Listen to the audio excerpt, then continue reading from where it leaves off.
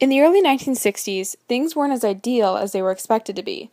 The 60s started off with a recession that lasted for about a year.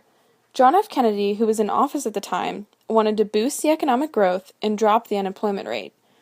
Throughout the decade, the government played several roles in the economic progression. It was a consumer, an employer, a regulator, and a social welfare agency. During the tail end of the recession, housing and computer industry skyrocketed. Big business dominated the domestic economy at this time. Shortly after, in August of 1963, the March on Washington in Washington, D.C., took place with over 250,000 people in attendance.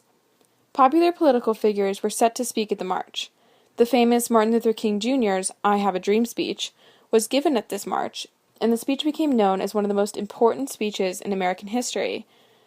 The marchers were marching for jobs and freedom. President John F. Kennedy at first was opposed to the idea of the march because he thought that it would negatively impact the drive of civil rights legislation. However, the organizers were fixed that the event was going to happen. Later, the Kennedys decided that it was important for the march to work to ensure its success. In 1963, while riding in a motorcade through downtown Dallas, Texas, Kennedy was shot twice by Lee Harvey Oswald.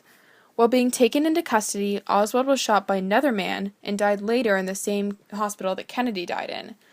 The same day of Kennedy's death, Vice President Lyndon B. Johnson was sworn into office aboard Air Force One, accompanying Mrs. Kennedy. Lyndon B. Johnson served a second term after finishing the term that Kennedy had already started.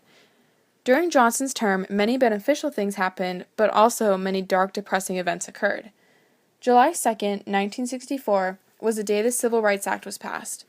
This was an important day in history as it prohibited discrimination on the basis of race, color, sex, religion, or national origin. This was important because it tried to end segregation and change lots of people's outlooks on life. It was a large, positive impact on history and the nation. Even though the Civil Rights Act was in place, that didn't mean that segregation and inequality was vanished from America.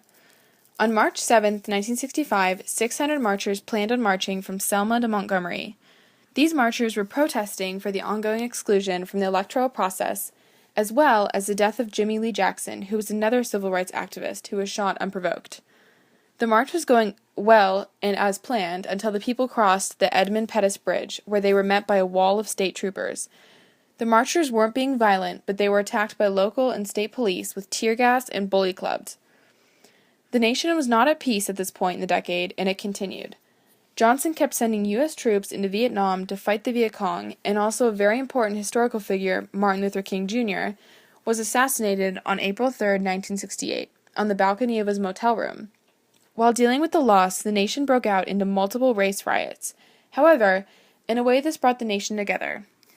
President Johnson declared April 7th as a day of mourning for the lost civil rights leader. Throughout the many negative events, there were also some positive and more uplifting times. The more free-spirited people joined together at a music festival known as Woodstock. Taking place in New York, that was a place to be in August of 1969. Many famous musicians performed as the scheduled 3-day festival.